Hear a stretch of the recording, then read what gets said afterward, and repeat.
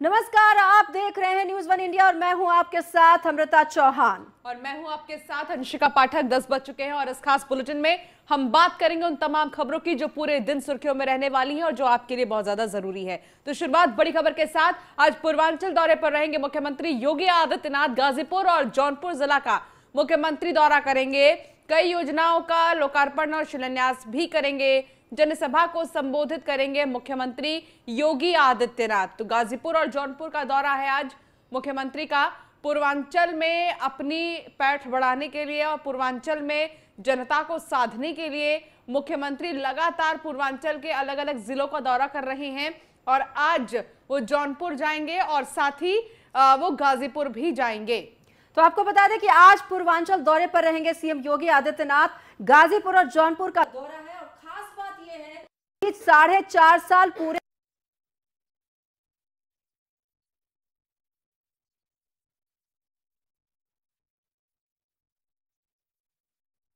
पहुंचेगी जनता उनको कि आज क्या उन 4.5 साल में जो कार्य किए गए हैं सरकार की तरफ से वो बातें भी होंगी, चुनाव की बातें भी होंगी, क्योंकि आगामी विधानसभा चुनाव है तो उसको लेकर भी यहां पर जनसभा में क्या वो सब भी बातें होंगी।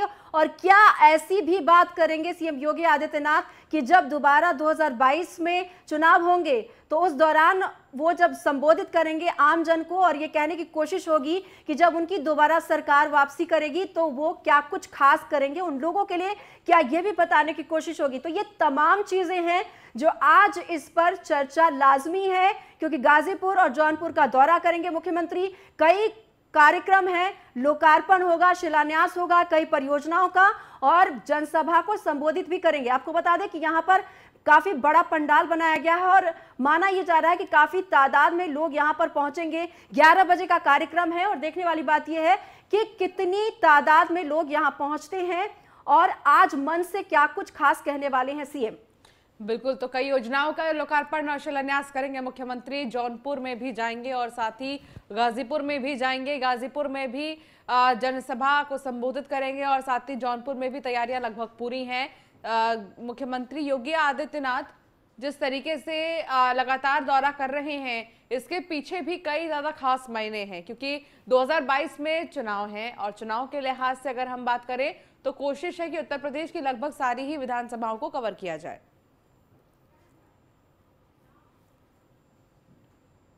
तो सीएम योगी आदित्यनाथ के दौरे में क्या कुछ खास होगा और वहां क्या कुछ हुआ है, इन सब का जायजा लिया है हमारे संवाददाता देवेंद्र खरे ने। चलिए आपको दिखाते हैं।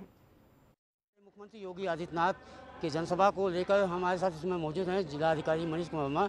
इनसे जानते हैं कि किस तरह की तैयारी है और कितनी बजे प्रोग्राम है। सर, कितनी क्या तैयारी है, कितनी प्रोग्राम है?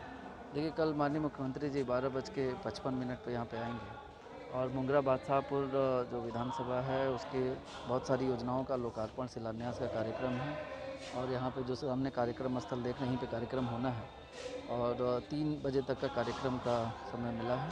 तो हमारी सारी तैयारियां पूरी हो गई। हमारी मजिस्ट्रेट्स की ड्यूटी लग गई हैं, पुलिस फोर्स की बंदोबस्त हो गई है और आप जैसे देख रहे हैं सारा हमारा जो व्यवस्थाएं होनी हैं सारी सुनिश्चित हैं। सुरक्षा के दृष्टिकोण से भी हम लोगों ने सारी तैयारियां कर रही हैं। कितने बजे का कार्यक्रम है, क्या कितने घंटे यहाँ मुख्यमंत्री को आना है? अभी हमने बताया ना 12:55 पे आगमन प्रस्तावित है माननीय मुख्यमंत्री जी का और 1 बजे से हमारा कार्यक्रम शुरू होगा। 1 से 2:30 बजे तक का कार्यक्रम। अच्छा व्यवस्था, सारी व्यवस्था है? सारी व्यवस्थाएं, जहाँ से फोर्स आनी थी, जहाँ से मजिस्ट्रेट्स आने थे, सारे लोग आ गए हैं और सारे लोगों की ब्रीफिंग अभी चल रही है। उनको किस पॉइंट पे तैनात रहना है, क्या क्या करना है, सारी बातें समझाई जा रही हैं और सारी चीज़ें लाइन अप हैं। तो ये थे हमारे साथ जिलाधिकारी मनीष कुमार वर्मा, जिनका साफ कहना है कल होने वाले मुख्यमंत्री योगी आदित्यनाथ की पूरी तरह तैयारी हुई और सुरक्षा व्यवस्था की चाक चौबंद व्यवस्था है। लगभग 54 करोड़ रुपए का शिलान्यास और परियोजना का लोकार्पण भी है। ऐसे में साफ बताया जा रहा है कि पूरी तरह से जिस तरह मुख्यमंत्री योगी आदित्यनाथ का कल 12:55 पे यहाँ पर आगमन है, ऐसे लेकर यहाँ पर तमाम तैयारी पूर्ण है। जौनपुर से देवेंद्र खरे, न्यूज़ इंडिया। मुख्यमंत्री योगी आदित्यनाथ सार्वजनिक इंटर कॉलेज पे खड़े हैं, जहाँ पर 12:55 पर मुख्यमंत्री योगी आदित्यनाथ का यहाँ पर आगमन होना है और यहाँ पर लगभग 2 घंटे का कार्यक्रम है, जिसमें कई परियोजनाओं का शिलान्यास और लोकार्पण करेंगे। अब से कुछ ही घंटे बाद यहाँ मुख्यमंत्री योगी आदित्यनाथ पहुँचेंगे सार्वजनिक इंटर कॉलेज। हम इसमें मौजूद हैं। देखिए, पूरी तरह से तैयारी मुकम्मल है, पूरी तरह से यहाँ पर मंच पूरी तरह सज चुका है, तैयारी हो चुकी है। लगभग अपने कैमरा में दिखाना चाहेंगे कि यहाँ पर लगभग 20,000 आदमी की बैठने की व्यवस्था की गई है। और यहाँ पर क्योंकि अभी शुरुआत है, धीमे धीमे यहाँ भीड़ बढ़ती चली जाएगी, लेकिन पूरी तरह से तैयारी मुख्यमंत्री योगी आदित्यनाथ के आगमन को लेकर यहाँ पर पूरी तरह से हो चुकी है लगभग। क्योंकि मुगला बादशाहपुर विधानसभा में आना है, क्योंकि मुगला बादशाहपुर काफ़ी पिछड़ा हुआ है, रोडें काफ़ी जर्जर हैं, इसलिए इनका अहम दौरा माना जा रहा है। लगभग 54 करोड़ 30 लाख का मुगला विधानसभा के लिए देंगे और यहाँ पर लोकार्पण और परियोजना का शिलान्यास करेंगे, क्योंकि चुनावी साल है, 2022 में विधानसभा चुनाव होना है। ऐसे में लगातार मुख्यमंत्री योगी आदित्यनाथ हर जिले का दौरा कर रहे हैं, समीक्षा बैठक कर रहे हैं, नेताओं से जान रहे हैं, हालचाल जान रहे हैं और नेताओं को चुनावी मंत्र दे रहे हैं कि किस तरह से 2022 में फिर एक बार बीजेपी की सरकार बन सके। क्योंकि अभी कुछ ही घंटों बाद यहाँ मुख्यमंत्री योगी आदित्यनाथ होंगे और जनसभा को संबोधित करेंगे और कई परियोजनाओं का लोकार्पण करेंगे। जौनपुर से देवेंद्र खरे, न्यूज़ इंडिया। उधर बाहुबली अतीक अहमद से मिलने पहुंचे हैं ओवैसी। गुजरात के साबरमती जेल में पहुंचे हैं असदुद्दीन ओवैसी। जेल प्रशासन ने मुलाकात की अनुमति नहीं दी है असदुद्दीन ओवैसी को। आपको बता दें कि हाल ही में AIMIM में अतीक अहमद की पत्नी शामिल हुई थी और आज ही वो मिलने जाने वाले थे जेल में बाहुबली अतीक अहमद से। ओवैसी पहुंच चुके हैं, लेकिन जेल प्रशासन ने मिलने की अनुमति नहीं दी है। गुजरात के साबरमती जेल में अतीक अहमद है बंद और यहीं पर मुलाकात करने के लिए असदुद्दीन ओवैसी पहुंचे। आपको बता दें कि असदुद्दीन ओवैसी 2 दिनों के दौरे पर उत्तर प्रदेश में पहुंचे थे और इसी दौरे के दौरान अलग अलग जगहों पर उन्होंने जनसंवाद किया था और इसी दौरान बाहुबली अतीक अहमद की पत्नी पार्टी में शामिल हुई थी।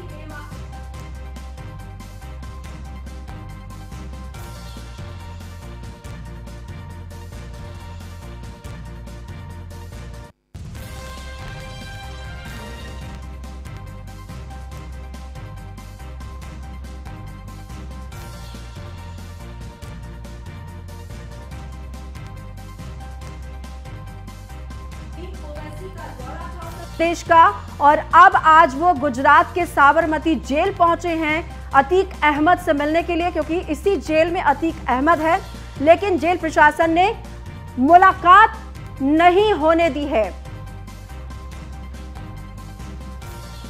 तो बाहुबली अतीक अहमद से मिलने पहुंचे हैं ओवैसी, आपको बता दें। लेकिन ओवैसी आखिर बाहुबली अतीक अहमद से क्यों मिल रहे हैं, इसके पीछे के मायनों के बारे में अगर हम बात करें तो ये बहुत बड़ा सवाल है कि आखिर इस मुलाकात के मायने क्या कुछ है। और अंशिका, हमारे साथ इस वक्त SK वाजपेयी भी जुड़ गए हैं ज्यादा जानकारी के लिए, लाइव जुड़े हैं। क्या कुछ अपडेट है उनसे जानने की कोशिश करते हैं।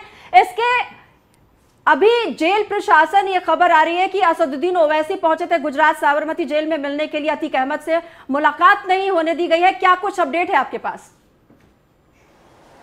बिल्कुल, अगर हम देखें तो असदुद्दीन ओवैसी उत्तर प्रदेश में लगातार कोशिश कर रहे हैं किस तरीके से मुस्लिम वोट्स को काटा जाए, और जिसको लेकर लगातार उत्तर प्रदेश के विभिन्न जिलों का वो दौरा कर चुके हैं। यहाँ की जो छोटी पार्टियां हैं, चाहे ओम प्रकाश राजभर हो या प्रसपा शिवपाल हो या उसके अलावा दूसरे जो दल हैं, उनके साथ भी उनकी बैठकें हो चुकी हैं।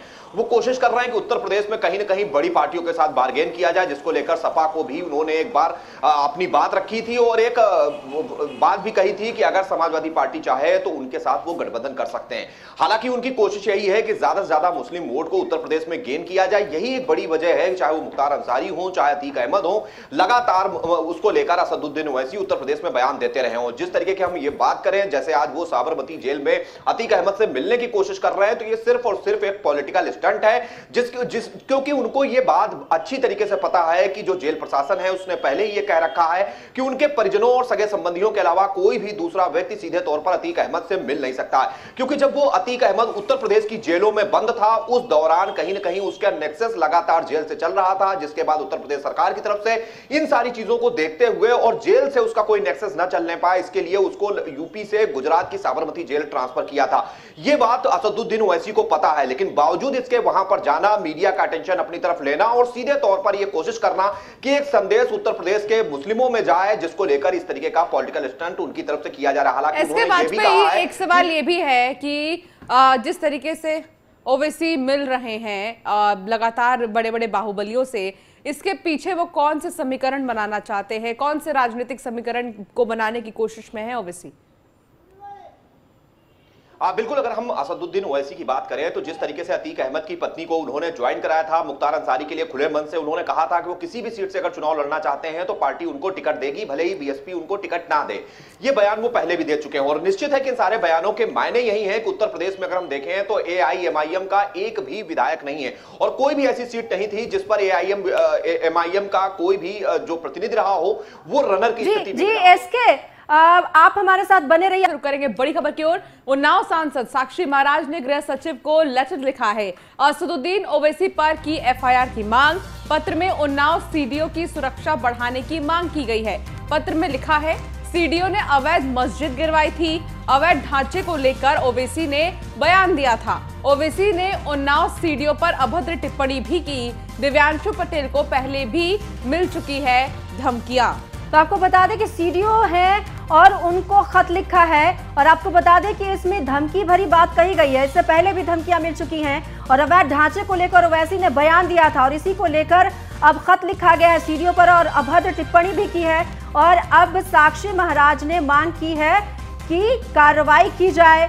आपको बता दें कि दिव्यांशी पटेल को पहले भी धमकियां मिली है। उन्नाव से सांसद है साक्षी महाराज, जिन्होंने गृह सचिव को खत लिखा है।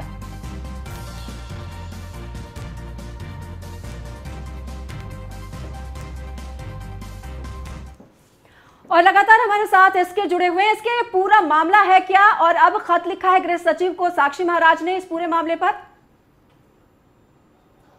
बिल्कुल, अगर हम बात करें दिव्यांशु पटेल की, ये आईएएस ऑफिसर हैं जो कि एसडीएम के पद पर तैनात थे। बाराबंकी में वहां पर रोड का चौड़ीकरण किया जा रहा था, जिस दौरान एक निर्माण था जो कहीं न कहीं इस पूरे इस चौड़ीकरण के बीच में आ रहा था, जिसके बाद इसको प्रशासन की तरफ से कानून के तहत ध्वस्त कराया गया था। हालांकि ध्वस्त कराने के बाद बड़े पैमाने पर प्रदर्शन हुए थे और एसडीएम दिव्यांशु पटेल की शिकायत भी हुई थी और उसके बाद पूरे मामले में नया मोड़ आया था। जब असदुद्दीन ओवैसी बाराबंकी पहुंचे थे तो उन्होंने इन सारी चीजों को लेकर बयान दिया था कि कहीं न कहीं ऐसे अफसरों के खिलाफ कार्रवाई होगी। जिस तरीके से इस ढांचे को गिराया गया है इसको दोबारा से बनवाना चाहिए और प्रशासन ने ये गलत किया है। और कहीं न कहीं जिसके बाद दिव्यांशु पटेल को भी कई जो अननोन लोग हैं उनकी तरफ से धमकियां भी दी गई थी। हालांकि दिव्यांशु पटेल अब उन्नाव में सीडीओ के पद पर तैनात हैं, जिसको लेकर कहीं न कहीं उन्नाव सांसद साक्षी महाराज ने यह पत्र लिखा है और पत्र लिखने के बाद यह मांग की है, जिसमें अपर मुख्य सचिव गृह और साथ ही साथ उन्नाव जिलाधिकारी को पत्र लिखा है, जिसमें सीडीओ दिव्यांशु पटेल की जो सुरक्षा है उसको बढ़ाने की मांग की है। और असदुद्दीन ओवैसी पर जिस तरीके का बयान उन्होंने बाराबंकी में इस ढांचे को गिराने को लेकर दिया था उस पर मुकदमा भी दर्ज करने की बात की है। हालांकि जिस चीज को लेकर लगातार साक्षी महाराज, अपर मुख्य सचिव गृह और बाकी अपने जिलाधिकारी को पत्र लिख रहे हैं, इस मामले में पहले ही असदुद्दीन ओवैसी और उनकी पार्टी के कई लोगों पर मुकदमा दर्ज हो चुका है। लेकिन जहां तक सीडीओ की सुरक्षा का सवाल है, निश्चित है कि वो स्वयं मुख्य विकास अधिकारी उन्नाव के पद पर तैनात हैं, तो निश्चित है जो सुरक्षा सरकारी मिलती है किसी भी ऑफिसर को वो उनके पास जरूर है। हालांकि इस पूरे पत्र को लेकर अपर मुख्य सचिव गृह या फिर जिलाधिकारी उन्नाव की तरफ से क्या कदम उठाया जाता है ये जरूर देखना महत्वपूर्ण होगा। बिल्कुल, ये देखना महत्वपूर्ण होगा एसके वाजपेयी। लेकिन सवाल ये भी है कि अभी तक क्या कोई रिप्लाई या किसी तरह की हलचल दिखाई दी है साक्षी महाराज के इस मांग के बाद? बिल्कुल, चूंकि उन्होंने जो पत्र लिखा है उस पर गृह विभाग में विचार जरूर चल रहा है और निश्चित है गृह विभाग से उन्नाव कप्तान को संभवतः कहा जाएगा कि जो भी सुरक्षा के मानक हैं उनके तहत सीडीओ उन्नाव को सुरक्षा दी जाए। साथ ही साथ जिलाधिकारी के भी संज्ञान में मामला है, चूंकि अधिकारी को भी उन्नाव सांसद साक्षी महाराज ने पत्र लिखा है तो संभवतः उनकी सुरक्षा को लेकर जरूर कोई ना कोई कदम उठाया जाएगा। और जहां तक एफआईआर की बात है तो एफआईआर पहले ही असदुद्दीन ओवैसी और उनकी पार्टी के लोगों पर दर्ज की जा चुकी है, जिस दौरान उन्होंने बाराबंकी में इस पूरे मामले को लेकर बयान दिया था। जी बिल्कुल, इसके देखने वाली बात होगी कि अब गृह सचिव का क्या रुख होता है इस पूरे मामले पर और क्या कुछ कार्रवाई हो सकती है। आपका बहुत बहुत धन्यवाद इसके इस तमाम जानकारी के लिए।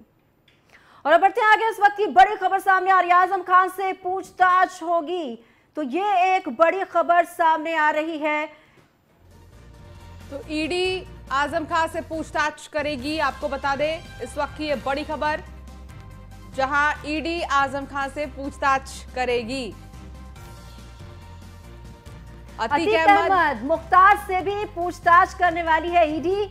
और आपको बता दें कि ईडी ने कोर्ट से पूछताछ के लिए इजाजत ली है और इसी के तहत अब पूछताछ की जाएगी। तो आजम खान सीतापुर जेल में बंद हैं और सीतापुर जेल में पूछताछ की जा सकती है। मुख्तार अंसारी बांदा जेल में हैं, अतीक साबरमती जेल में हैं।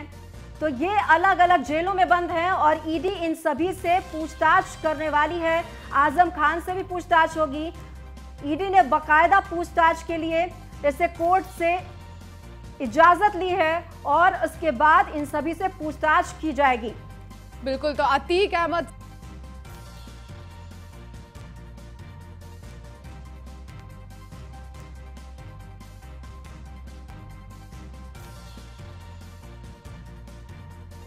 मुख्तार अंसारी बांदा जेल में बंद है, तो वहीं अतीक अहमद की अगर हम बात करें तो साबरमती जेल में वो बंद है। इस वक्त ये बड़ी खबर मिल रही है जहां आजम खान से पूछताछ करेगी ईडी। तो ईडी की पूछताछ आखिर कितनी ज्यादा सफल होती है ये समय रहने के बाद ही पता चलेगा। लेकिन आपको बता दें कि अतीक अहमद मुख्तार से भी ईडी पूछताछ करेगी। बढ़ते हैं आगे। आतंकियों की गिरफ्तारी के मामले में न्यूज़ वन इंडिया ने अयोध्या में जोन एडीजी एसएन साबत से खास बातचीत की है। इस दौरान उन्होंने क्या कहा है, पकड़े गए आतंकियों से पूछताछ की जा रही है। इसके साथ ही 3 साल से ज्यादा एक जगह पर काम कर चुके पुलिस अफसरों को चिन्हित कर ट्रांसफर करने की तैयारी चल रही है। तो तमाम मुद्दों पर बातचीत हुई है। पूरे प्रदेश में इस समय कई आतंकी संदिग्ध पकड़े गए हुए हैं, इसे लेकर अयोध्या में भी काफी अलर्ट है। और हमारे साथ बात करने के लिए एडीजी जोन डॉक्टर एसएन साबत जी हैं। सर, स्वागत है आपका। नमस्कार सर, पहला सवाल कि इस दिनों कई संदिग्ध पकड़े गए हैं पूरे देश में, और अगर सुरक्षा की बात की जाए तो किस तरह से लखनऊ जोन अलर्ट है? इस समय जैसे कि हम इस समय अयोध्या में मौजूद है और अयोध्या भी सुरक्षा के दृष्टिकोण से अत्यंत महत्वपूर्ण है। उसके साथ साथ पूरा लखनऊ जोन सुरक्षा के दृष्टिकोण से संवेदनशील है। तो हम लोग जितने इनपुट आते हैं, हमारे पास आसूचना जो भी आती है, तो उसी को डेवलप भी करते हैं और उसमें हम लोग पिन पॉइंटेड कार्रवाई भी करते हैं। उसके साथ साथ हमारा अयोध्या का सुरक्षा स्कीम को समय समय पर हम लोग रिवाइज करते हैं, अद्यावधिक करते हैं और करके परिस्थिति के अनुसार हम इसको परिवर्तित करते हैं। और इस समय हमारा सुरक्षा व्यवस्था सही है और उसके साथ साथ जो अयोध्या में आवाजाही होती है, बाहर के जो लोग आते हैं, दर्शनार्थी आते हैं, उस पर भी हमारी कड़ी नज़र रहती है। सर, कितने लगभग संदिग्ध पकड़े गए हैं, कुछ एक आइडिया? इसके बारे में देखिए, अयोध्या में इस समय ऐसी कोई स्थिति नहीं है, लेकिन आप जानते होंगे, न्यूज़पेपर में देखे होंगे कि दिल्ली में, मुंबई में, लखनऊ में विभिन्न स्थान पर 6-7 बहुत ही महत्वपूर्ण आतंकवादी पकड़े गए थे और जिनकी पूछताछ से कई सारे बात आई थी। तो लगभग ये कार्रवाई संपन्न कर दी गई है, ऐसा कहना है लखनऊ जोन के एडीजी डॉक्टर एसएन साबत का। सहयोगी रजा के साथ राघवेंद्र शुक्ला, न्यूज। तो बुलंदशहर में पारिवारिक कलह के चलते महिला की हत्या का मामला सामने आया। दरअसल कुछ दिन पहले दंपत्ति ने किराए पर घर लिया था, लेकिन कमरे में महिला का शव मिलने से सनसनी फैल गई। खबर है कि चुन्नी से गला दबाकर महिला की हत्या की गई है।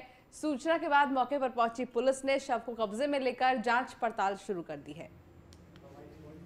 तो बुलंदशहर में घर में एक महिला का शव बरामद हुआ है और जैसे ही महिला का शव बरामद हुआ, इलाके में सनसनी फैल गई। कहा जा रहा है कि महिला की हत्या की गई है, चुन्नी का इस्तेमाल किया गया है हत्या करने के लिए। और अब पुलिस पूरे मामले में जांच में जुटी हुई है कि आखिरकार किसने इस महिला की हत्या की होगी। तो तमाम पहलुओं को खंगाला जा रहा है। पुलिस मौके पर पहुंचकर और पूरे मामले की जांच में जुटी हुई है। वहां पर फोरेंसिक टीम भी पहुंची हुई थी और अब ये पता लगाने की कोशिश की जा रही है कि आखिरकार किसने इस हत्या की वारदात को अंजाम दिया है।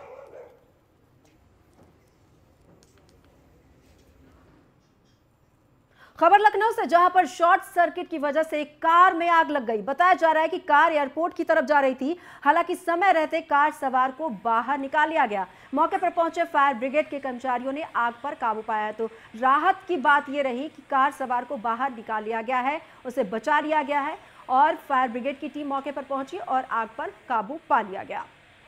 तो कार में भीषण आग लगी है और इस आग के चलते आपको बता दें कि किसी के हताहत होने की कोई खबर नहीं है। कार सवार को बचा लिया गया है और देखते ही देखते कार में आग लग गई। भीषण आग, आग की तस्वीर आपको दिखा रहे हैं और कार बुरी तरह क्षतिग्रस्त हो गई है। मौके पर फायर ब्रिगेड की टीम पहुंची और आग पर काबू पा लिया गया है। सबसे राहत की बात यह रही कि यहां पर जो कार सवार था उसे बचा लिया गया है।